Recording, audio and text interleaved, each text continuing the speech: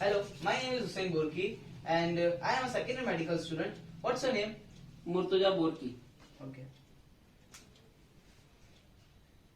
And can I know your age? 50 years. Okay. So do you have any complaint regarding your chest or any pain in your chest?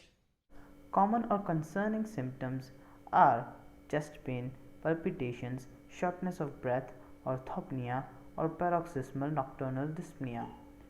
Asking patients their problems before helps you to focus your examination.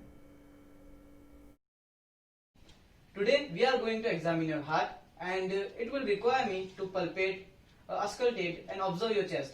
So is it okay with you? Alright.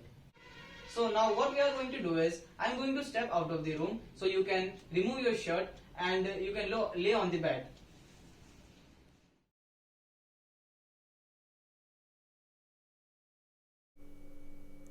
Make the patient comfortable. Raise the head slightly on a pillow to relax the SCM muscle. Raise the head of the bed or examining table to about 30 degrees. Turn the patient's head slightly away from the side you are inspecting. Identify the external jugular vein on each side and find the internal jugular venous pulsation. If necessary, raise or lower the head of the bed until you can see the oscillation point or meniscus of the internal jugular venous pulsation in the lower half of the neck. Can you look on the left side? Now the right side.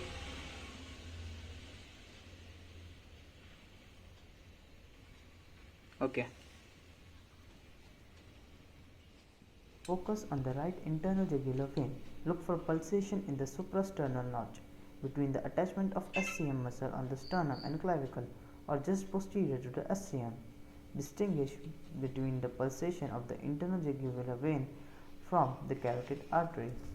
Identify the highest point of pulsation in the right internal jugular vein. Extend a long rectangular subject or card horizontally from this point and a centimeter ruler vertically from the sternal angle, making an exact right angle. Measure the vertical distance in centimeter above the sternal angle where the horizontal object crosses the ruler and add to this distance 5 cm, the distance from the sternal angle to the center of the right atrium. The sum is the JVP.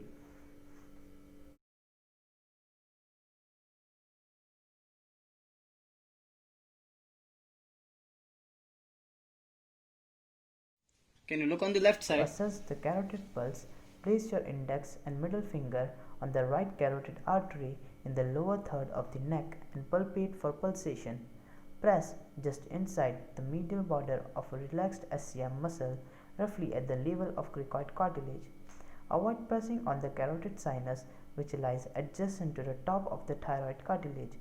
For the left carotid artery, use your right finger Look on the right or side. thumb. Never palpate both carotid arteries at the same time. This may decrease blood flow to the brain and induce syncope. Okay. Look on the left side. Now auscultate the carotid pulse. Can you hold your breath for a minute?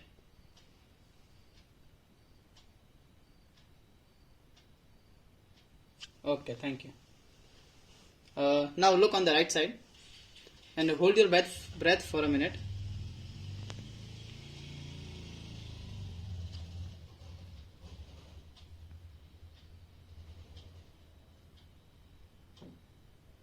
Okay.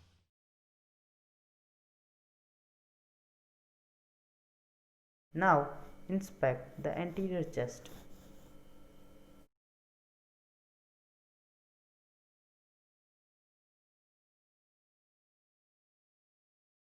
To palpate heaves and lifts, use your palm and or hold your finger pads flat or obliquely against the chest.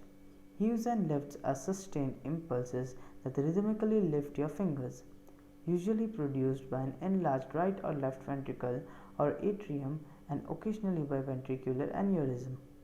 For thrills, press the balls of your hand firmly on the chest to check for a buzzing or vibratory sensation caused by underlying turbulent flow. If present, Auscultate the same area for murmurs.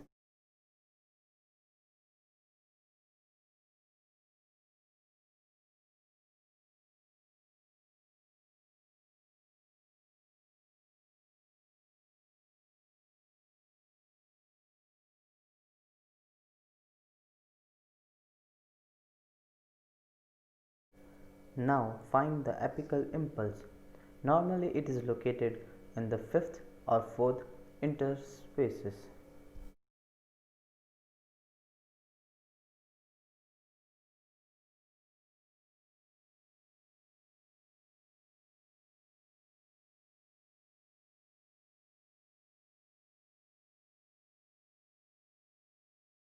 Can you tip over on If you your left cannot side? identify the apical impulse with the patient supine, ask Okay. the patient to roll Bas partly onto the left side into the left lateral decubitus position. Palpate again using the palmar surface of several fingers. If you cannot find the apical impulse, ask the patient to exhale fully and stop breathing for a few seconds. When you find the apical impulse, palpate the diameter. In the supine patient, it usually measures less than 2.5 cm, about the size of a quarter, and occupies only one interspace. It may feel larger in the left lateral decubitus position.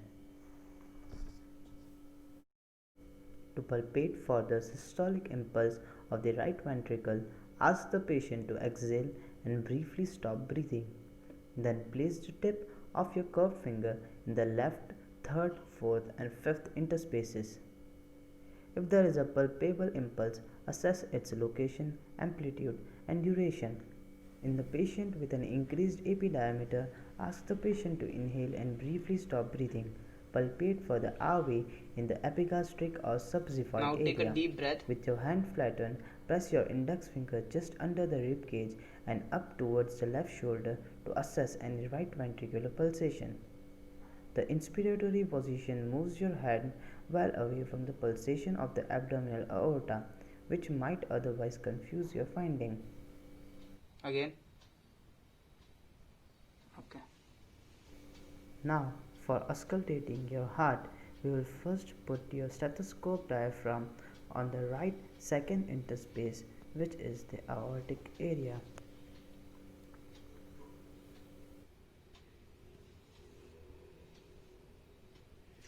Then we'll put it on the second left interspace, which is the pulmonic area. Ask the patient to Can you take a deep breath in and out? for listening the sound A2 and P2.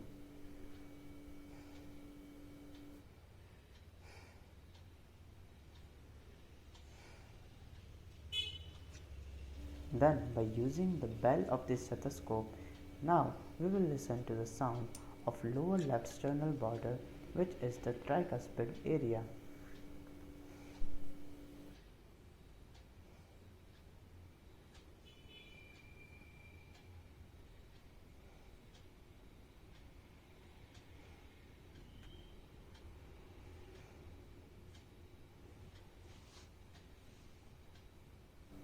Now we will move to the mitral area, which is at the apex of the heart.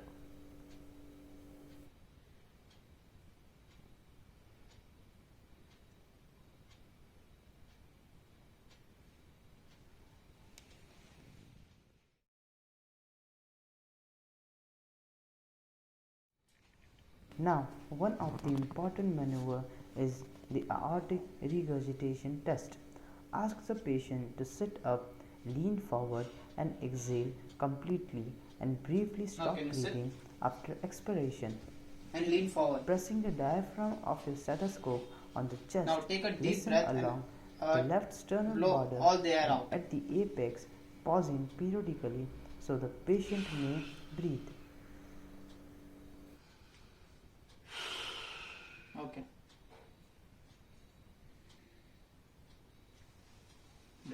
Now can you tip on your The left second side? most important maneuver is the mitral stenosis test.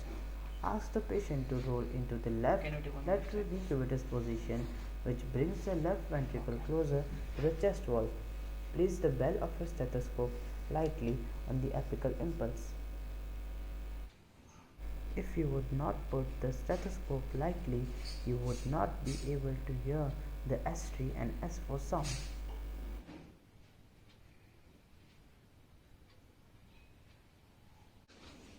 If the patient has murmur, then palpating the carotid pulse while listening the murmur helps you decide whether the murmur is systolic or diastolic.